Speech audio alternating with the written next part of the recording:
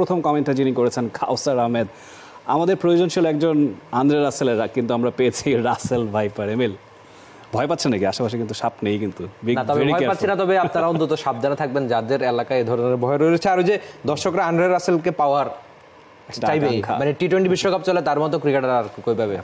Batter bowler একদম মানে কার্যকরী যাকে বলে। ঠিক তাই কাউসার উদ্দিন সুমন বলছেন, তাওহিদ হৃদয় ও মাহমুদুল্লাহ কি আসলেই বাংলাদেশের প্রাণভোমরা?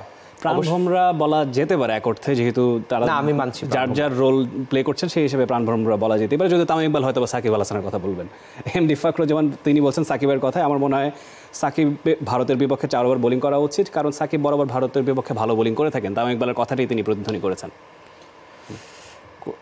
একটুখানি আমার মনে হচ্ছে যে এমডি সুজন সখী তিনি বলছেন, আফিফ রিজার্ভ প্লেয়ার নেওয়ার সুযোগ থাকলে তাকে ওপেনিং করানো যায় নাকি? আপনি এগ্রি করবেন? না, রিজার্ভ প্লেয়ার তো কেউ ইনজুরিতে পড়লে তারপর তাকে নেওয়া উচিত, এজন্যই তাকে নেওয়া। তবে চলছে প্রেডিকশন গেম নগদ অ্যাপে, প্রেডিকশন করে জিতুন জিক্সার বাই টিভি, স্মার্টফোন সহ আরো অনেক পুরস্কার। পরের প্রশ্নটা করেছেন যে মোহাম্মদ নাসিরুল্লাহ কারিব, লিটন দাদা তোমার কাছে বেশি কিছু চাই না, শুধু আজকের ম্যাচটা একটু ভালো খেলো, জানি তুমি পারবা। মানে উনি বিশ্বাস রাখছেন বেশ ভালোভাবে, যেভাবে লিটনকে দাদা বলছেন, আশা করি লিটন আপনি শুনবেন আর তার মানটা রাখবেন। অ্যাবসলিউটলি।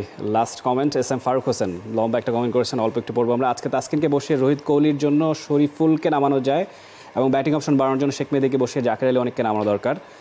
জাকির আলীকে প্রমোটের কথা তিনি বলছেন।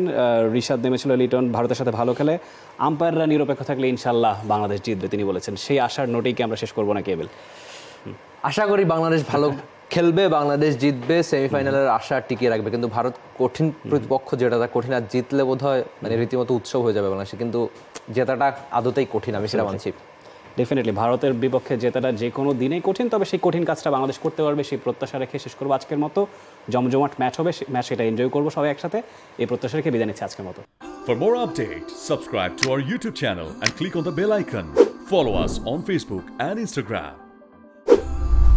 Download T-Sports app to enjoy exciting games and highlights. Visit tsports.com.